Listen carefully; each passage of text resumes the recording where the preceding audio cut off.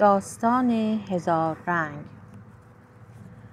اوچوملوف افسر انتظامی که پالتو نوعی پوشیده بود و بسته‌ای در دست داشت از محوطه بازار می‌گذشت.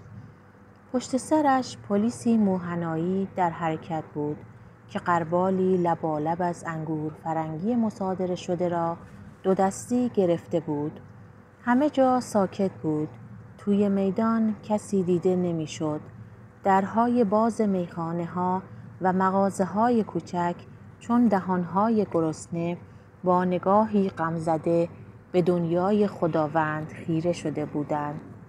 حتی یک گدا در آن نزدیکی دیده نمی‌شد. ناگهان صدایی به گوش اوچوملوف رسید. که گاز می‌گیری هان؟ سگ مافنگی؟ نذارین در بره مردم. این روزا گاز گرفتن قدغنه. بگیرینش. آهای. صدای زوزه سگی بلند شد. اوچوملوف به آن طرف نگاهی انداخت و سگی را دید که یک پایش را بالا گرفته بود و از انبار الوار پیچوکین تاجر دوان دوان بیرون می آمد و مردی با پیراهن چیت آهار زده، جلیقه باز و سری زیر انداخته سر به دنبالش گذاشته بود. مرد خودش را روی زمین انداخت و یک پای سگ را گرفت. زوزه دیگری به گوش رسید و صدا باز بلند شد. نذارین فرار کنه. چهره‌های خواب‌آلود از مغازه‌ها سرک کشید و چیزی نگذشت که جمعیتی که انگار از دل زمین جوشیده شده باشد اطراف انبار الوار جمع شد. پلیس گفت قربان، مثل این که درگیری پیش اومده. اوچوملوف برگشت و به طرف جمعیت رفت. درست جلو در بزرگ انبار مردی را دید که وصفش رفت و جلیقه دکمه نینداخته‌ای به تن داشت. مرد ایستاده بود. دست راستش را بلند کرده بود و انگشتش را به جمعیت نشان میداد. گویی در قیافه‌اش خوانده میشد که میگوید نشونت میدم پدر سوخته، و انگشتش حال پرچم پیروزی را داشت. اوچوملوف خروکین طلاساز را شناخت. عامل جنجال که سگ‌توله پشمالویی بود، با پوزه‌ای دراز و لکه زردی بر پشت، پاهای جلویش را جدا از هم گذاشته بود. کس کرده بود و سراپا لرزان در وسط جمعیت نشسته بود. در چشمان اشک‌آلودش درماندگی و وحشت خوانده میشد. اوچوملوف که جمعیت را میشکافت و پیش میرفت گفت چه خبره؟ اینجا چه کار میکنین؟ تو چرا انگشتتو بالا گرفتی؟ کی بود عربده میکشید؟ خروکین که توی مشتش سرفه میکرد گفت قربان، من داشتم ساکت و صامت میرفتم. یعنی اومده بودم با میریچ درباره چوب حرف بزنم. کاری هم به کار کسی نداشتم که یهو این تخم سگ انگشت منو گاز گرفت. عذر میخوام، من آدم زحمت کشیم، کار ظریفی دارم. مجبورشون کنین خسارت منو بدن. آخه ممکنه یه هفته‌ای نتونم با این دست کار کنم. قربان، خودتون که میدونین قانون اجازه نمیده هر کسی حیوان وحشیشو ول کنه تو دست و پای مردم. اگه قرار باشه حیوونا شروع کنن به گاز گرفتن، دیگه زندگی برای آدم نمیمونه. اوچوملوف که ابرو در هم کشیده بود و سرفه میکرد با تحکم گفت خب این سگ مال کیه؟ من ولش نمی کنم. من آدمایی رو که بخوان سگشونو تو کوچه و خیابون ول کنن ادب میکنم. وقتش رسیده که تو دهن آدمایی بزنیم که نمیخوان مقررات رعایت کنن. اون پدر سوخته رو جریمش میکنم. یادش میدم ول کردن سگ و هر جور حیوانی تو دست و پای مردم چه معنی میده. پدرشو در میارم. رویش رو به پلیس همراهش کرد و گفت یلدرین، صاحب این سگو شناسایی کن. یه استشهاد هم تهیه کن. بعدش هم سگو بیدرنگ باید سربریز کنیم. احتمالاً ممکنه هار باشه. میخوام ببینم صاحب این سگ کیه.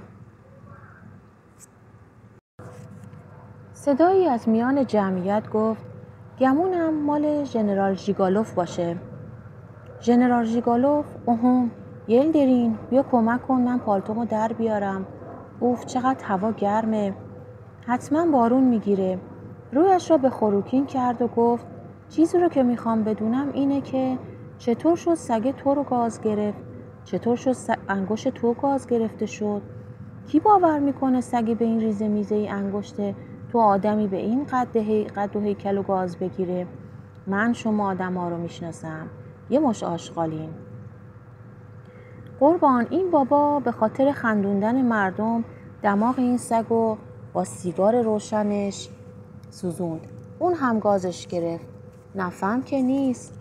این خروکین همیشه دنبال شر درست کردن. قربان ای بیچشم و رو، چرا داری دروغ میگی؟ این پرد و پلاها چیه از خودت در میاری؟ جناب سروان آدم باشعوری هستن. خودشون میدونن کی دروغ میگه کی راست. اگه دروغ گفته باشم حاضرم در حضور قاضی محاکمه بشم. اونه که تصمیم میگیره. این روزا دادگاه همه رو به یه چشم نگاه میکنه. اصلا اگه بخوای بدونی برادر خود من تو نیرو انتظامیه. جر و بحث نکنین.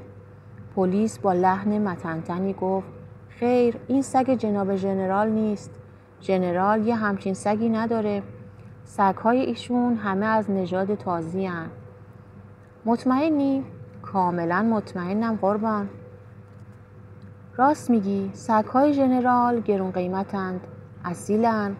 اما این یکی نگاهش کنین، سگ زشت و کثیفیه. اصلا کی خوشش میاد یه همچین سگی داشته باشه؟ اگه لنگه این سگ تو مسکو یا پترزبورگ پیدا بشه، میدونین چه بلایی سرش میارن؟ مردم بدون اعتنا به قانون توی چشم به هم زدن نیست و نابودش میکنن. خروکین، خسارت بهت وارد شده، ولش نکن. باید بری صاحب سگ و هر کی که هست ادبش کنی. وقتش همین الانه.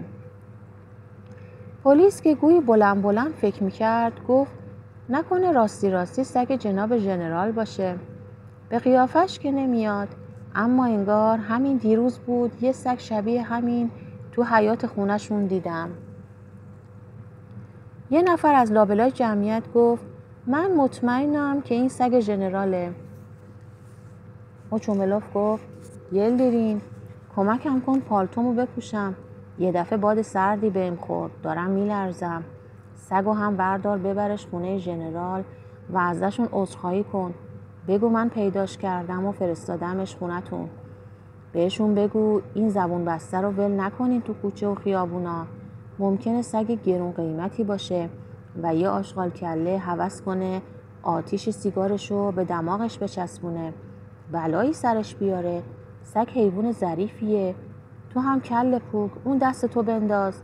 نمیخواد انگشت صاب مردتو به مردم نشون بدی. تقصیر خودت بوده. اصلا سرآشپز جناب ژنرال پیداشون شد. ازشون میپرسیم. آهای پروخور بیا اینجا. پیرمرد یه نگاهی به این سگ بنداز. سگ شماست؟ چی میخوای بگی؟ ما هیچ وقت از این سگ ها نداشتیم. اوچوملوف گفت دیگه لازم نیست چیزی بپرسی. معلوم سگ ولگردیه. فایده این پرسجوها چیه؟ وقتی بهت میگن ولگرده دیگه. سر به نیستش کن تا قال قضیه کنده بشه. پروخور دنبال حرفش رو گرفت. بله مال ما نیست، مال داداش ژنراله. همین تازگی تشریف آوردن. ژنرال علاقه‌ای به سگ پشمالو ندارن، اما داداششون چرا خوششون میاد.